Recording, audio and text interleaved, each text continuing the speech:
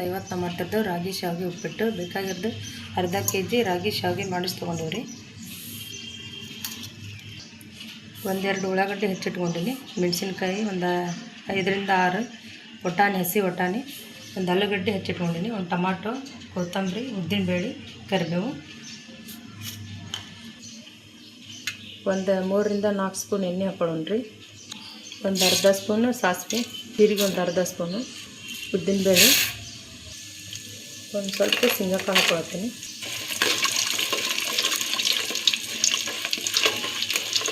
ಇದು ಸ್ವಲ್ಪ golden colour ಬರಬೇಕು. ಎಲ್ಲರಿಗೂ ಸ್ವಲ್ಪ ಎಣ್ಣೆ ಒಳಗೆ ಫ್ರೈ ಆಗಬೇಕು ನೋಡಿರಿ. ಈಗ ಮೆಣಸಿನ್ಕಾಯಿ ಹಾಕ್ಕೊಂಬಿಡೋಣ್ರಿ.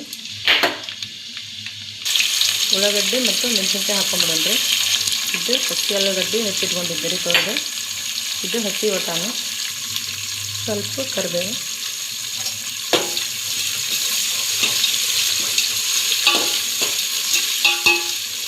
ಎಣ್ಣೆ ನೀಟಾಗಿ ಇದು ಫ್ರೈ ಆಗ್ಬೇಕು ರೀ. ಅಂದ್ರೆ ರಾಗಿ ಉಪ್ಪಿಟ್ಟು ಉದುರು ಭಾಳ ಚಲೋ ಆಗ್ತೈತಿ.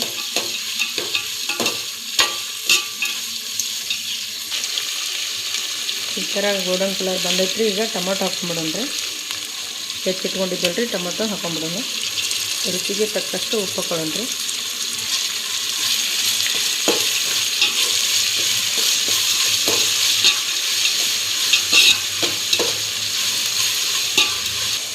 ಸ್ವಲ್ಪ ಬೆಲ್ಲ ಹಾಕ್ಕೊಳ್ಳೋಣ್ರಿ.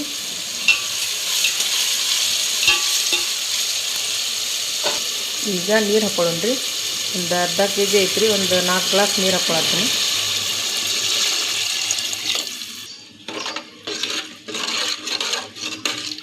ಇದು ಸ್ವಲ್ಪ ನೀರು ಕುದಿಬೇಕ್ರಿ. ಅಷ್ಟರೊಳಗೆ ಅದು ಶಾವಿಗೆ ಹುರ್ಕೊಂಬಿಡೋಣ್ರಿ.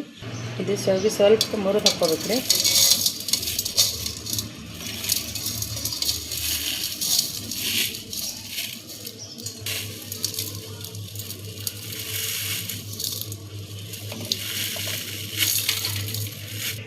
ಸ್ವಲ್ಪ ಎಣ್ಣೆ ಹಾಕಿ ಇದನ್ನು ಹುರ್ಕೋಬೇಕ್ರಿ.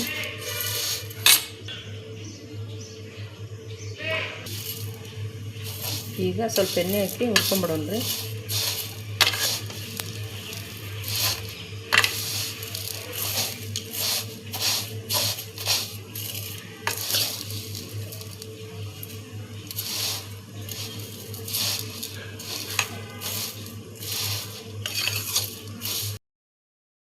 ನೀರು ಕುದಿಯಾಗ್ತೈತ್ರಿ. ಈಗೇನು ಶಾವಿಗೆ ಹುರ್ಕೊಂಡಿವ್ರಿ, ಇದನ್ನು ಹಾಕ್ಕೊಂಡು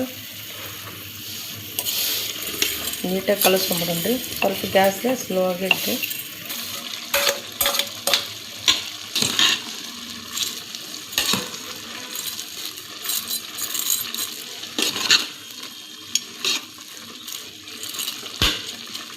ಇದನ್ನು ನೀಟಾಗಿ ಒಂದು ಸಲ ಕಲಸ್ಕೊಂಬಿಡೋಣ್ರಿ.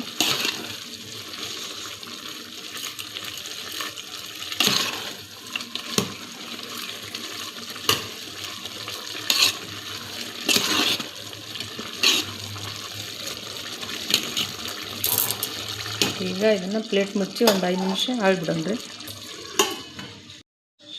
ಈಗ ರೆಡಿ ಆಗೈತೆ ನೋಡಿರಿ, ತೆಗೆದ್ಬಿಡೋಣ್ರಿ. ರಾಗಿ ಶಾವಿಗೆ ಉಪ್ಪಿಟ್ಟು ರೆಡಿ ಆಗೈತೆ ನೋಡಿರಿ. ಲೈಕ್ ಮಾಡಿ, ಶೇರ್ ಮಾಡಿ, ಸಬ್ಸ್ಕ್ರೈಬ್ ಮಾಡಿ. ನೀವು ಒಂದು ಸಲ ಮಾಡಿ ನೋಡಿರಿ.